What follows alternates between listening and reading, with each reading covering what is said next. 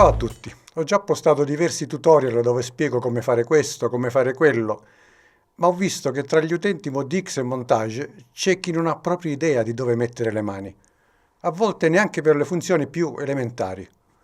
Così, anche se sono pochissimi, ho pensato di fare un video apposta per loro.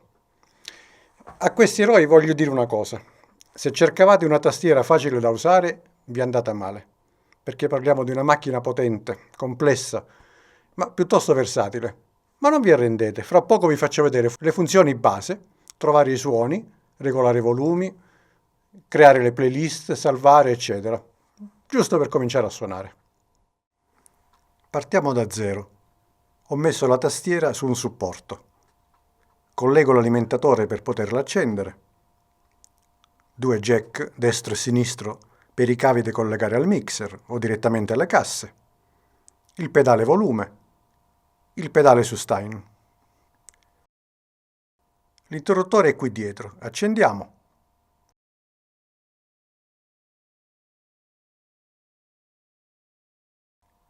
Volume generale a metà o poco più. Anche sul mixer e sulle casse. Ok, possiamo sederci. Adesso spiegherò un po' di cose. Non è necessario imparare tutto in una volta. Prendetevela comoda e provate a fare le stesse cose sulla vostra tastiera per memorizzare meglio. Il primo punto da tenere a mente è che ci sono 2 videate principali. Questa, per visualizzare la performance attiva, e quest'altra, in cui vediamo i live set. Possiamo selezionare le 2 videate dai relativi pulsanti, qui a destra. Cos'è una performance? È un gruppo di suoni che possiamo usare ad esempio per un brano. Ogni performance contiene almeno un suono chiamato parte, fino a un massimo di 8. Nella tastiera ci sono già tantissime performance preparate dalla fabbrica, che chiameremo preset. Ma abbiamo anche tanta memoria a disposizione per quelle create o modificate da noi, che chiameremo user. Tipicamente si cerca una performance preset, si personalizza a piacimento, le si assegna un nome e si salva diventando così user. Attenzione, se non si salva le modifiche sono perse. Il termine live set invece indica una playlist delle performance preferite. Abbiamo diverse pagine disponibili.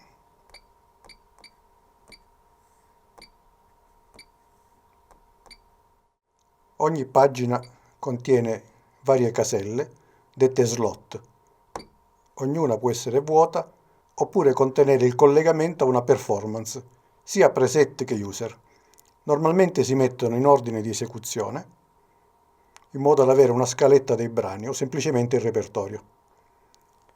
Per la precisione abbiamo 8 banchi personalizzabili,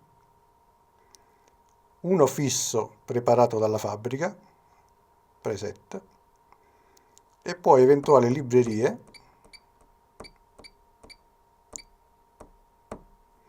qui non ne ho attivata nemmeno una, quindi non si vedono.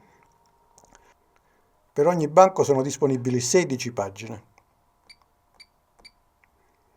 ognuna con 16 slot. In altre parole, esclusi i preset, ci sono più di 2000 slot per le nostre scalette. Bastano perfino a me che suono in parecchie band. Faccio un rapido accenno alla ricerca dei suoni. Premendo questo pulsante, entriamo nella videata di ricerca performance per categorie. Possiamo cercare fra quelle preset, preferite, user, cioè quelle personalizzabili, o tutte insieme, all. Clicchiamo ad esempio un tipo di suono, pianoforte, sottotipo acustico, e qui ci appaiono le performance che soddisfano queste caratteristiche. Basta cliccarne una e possiamo provare il suono.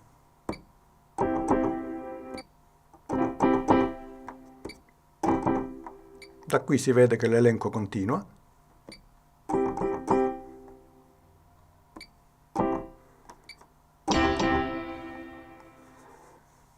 Una volta trovata una performance che ci piace, premiamo il pulsante Exit per uscire dalla finestra di ricerca.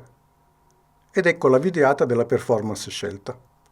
Se ci piace così com'è, possiamo aggiungerla subito in uno slot LiveSet. Basta premere Shift LiveSet e la tastiera aspetta che tocchiamo uno slot vuoto.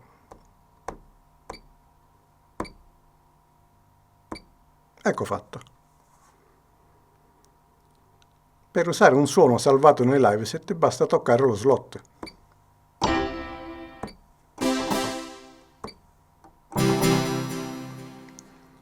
Ora ne cerco un'altra, preset, che poi modificherò.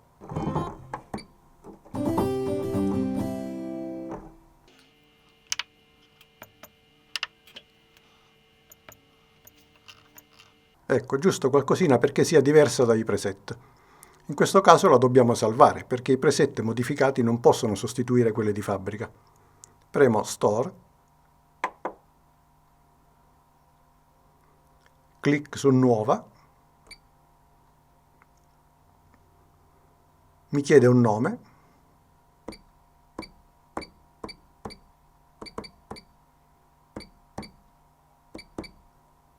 Done, ed è salvata nella memoria User. Ora posso aggiungere anche questa in uno slot LiveSet. Shift LiveSet, uno slot vuoto, chitarra 12. Ok, ho modificato una performance preset e dato che non posso salvarla al posto dell'originale, me l'ha fatta salvare come nuova user. E se invece modifico una performance user? Questa è mia. Faccio qualche modifica. In questo caso, quando vado a salvare premendo Store, ho la possibilità di salvarla con lo stesso nome, Overwrite, sovrascrivi. Così verrà aggiornata. Ed è possibile comunque salvarla anche come nuova.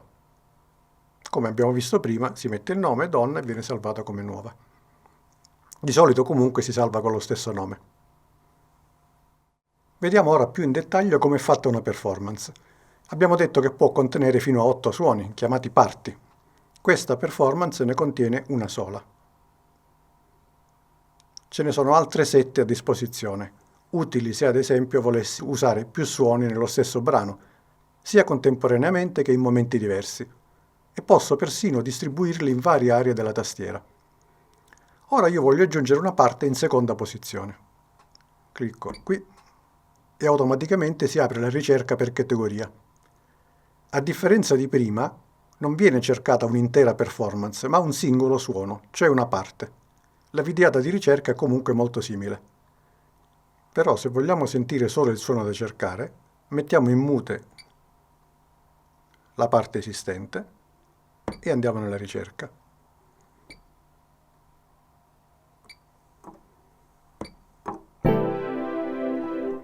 Una volta scelto il suono, premiamo Exit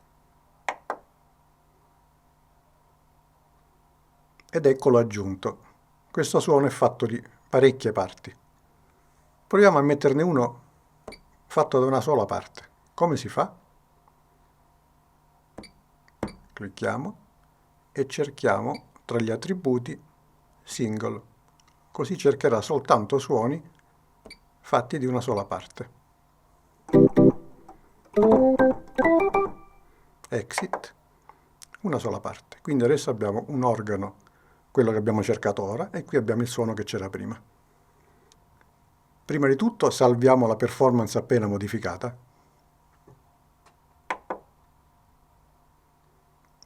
Stesso nome. Sovrascrivi. Se la performance è usata su uno o più slot LiveSet, questi verranno aggiornati automaticamente.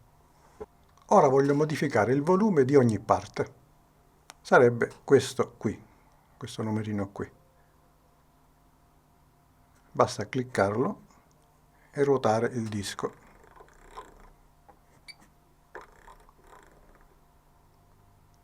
oppure usare i fader qui a fianco.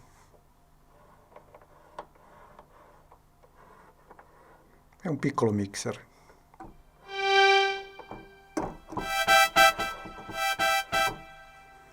Sulla Modi X ne ho 4 e posso regolare i volumi delle parti da 1 a 4 oppure da 5 a 8. Attenzione che sia indicato part e non operator element. Sulla Montage invece ci sono tutti gli 8 fader sul pannello. Durante la modifica diamo sempre uno sguardo ai relativi livelli sul display,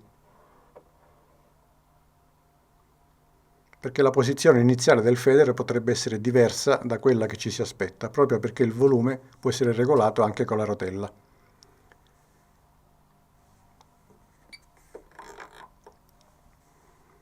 Il fader comincia a modificare il volume appena lo muoviamo un po',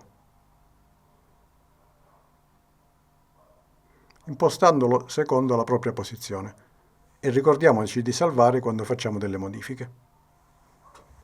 Un altro particolare da ricordare è che cliccando alcune zone del display, in particolare il nome della parte o il titolo della performance, attiviamo le relative opzioni. Intanto ci accorgiamo da questo rettangolo bianco quello che è stato selezionato. Le opzioni appaiono qui di fianco e sono i famosi menu, tipicamente Edit per entrare nei menu della performance o della parte. Per questo video ci fermiamo giusto a qualche menu relativo all'intera performance. Quindi clic sul titolo, poi Edit, andiamo agli effetti e vediamo 2 effetti disponibili. Un multieffetto che qui viene chiamato variazione e un riverbero. Io voglio attivare solo il riverbero. Questi effetti sono relativi all'intera performance. Quindi adesso vado nella prima parte, Edit, mi assicuro che qui sia Common e non uno degli elementi, Part Settings, General, e qui abbiamo la mandata dei 2 effetti. Nel nostro caso il riverbero possiamo aumentarlo a piacimento. Lo stesso si può fare per l'altra parte. Edit, riverbero. Praticamente ho deciso quanto ne deve usare ogni parte e alla fine ovviamente salvo la performance. Questo giusto per cominciare a personalizzare un minimo il suono. Comunque ogni parte ha disponibili i propri effetti in aggiunta a quelli generati dalle performance. Per gli effetti dovrò fare un video a parte. Nel frattempo vi ricordo ancora una volta di salvare la performance quando fate modifiche e ci vediamo al prossimo video, dove daremo un'occhiata ad altre caratteristiche base della tastiera. Ciao a tutti!